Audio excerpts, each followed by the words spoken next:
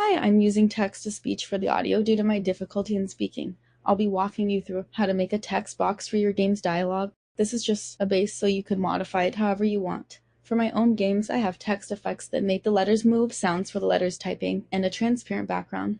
For the text box, for this example, I put the character inside the text box and the name on top. Name each costume the character's name. The box will change to whatever character is speaking. We need two variables. One will be for passing a message from any sprite, and the other will be for determining who is speaking. Here is the only code for the text box. When it's told that new text is being typed, it will show and switch to the speaking character. When it's told that the text box should close, it will hide.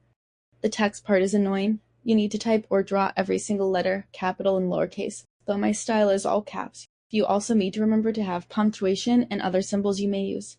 For the numbers, you need to have some letter before the number. I use the letter 8. This is because if the sprite is told to switch to costume 9, it will switch to the 9th letter instead of the number 9. I also have an asterisk as the last symbol in case I forget that a letter doesn't exist when I'm typing. The text will print out an asterisk if the costume is missing. For the letters code, make sure your game starts off with nothing in the message variable. There will be clones, so the delete clone script will delete all the text before writing new text. It's very important that the script is above the writing script, otherwise the text will delete after it's been typed. For the new letters, I'm starting the first letter at the top left of the text box. Here I'm going to start with the typing of the message.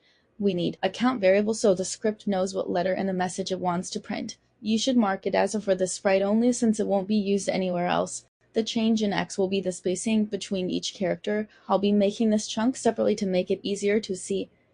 For these scripts, we're checking to see if the character we're on is special. The ampersand symbol is what I use to force a line change. So here, if the character is an ampersand or the text is about to leave the text box, it will move to the next line.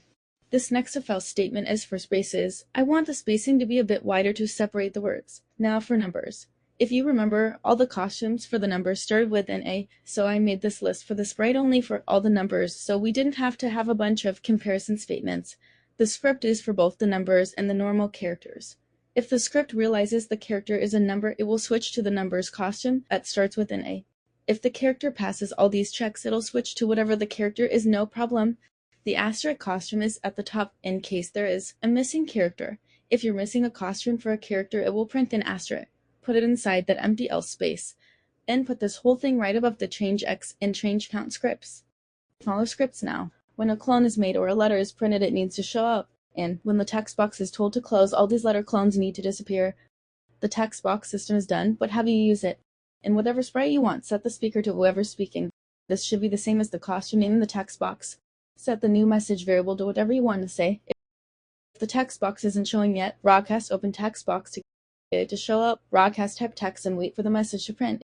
It needs to be a wait script so the message is typed before a user can go to the next message. The spacebar will be what will continue the dialogue.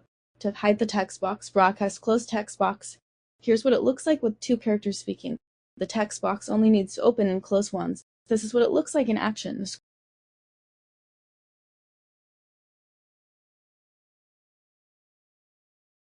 Scratch is a bit weird in how clicking sprites work.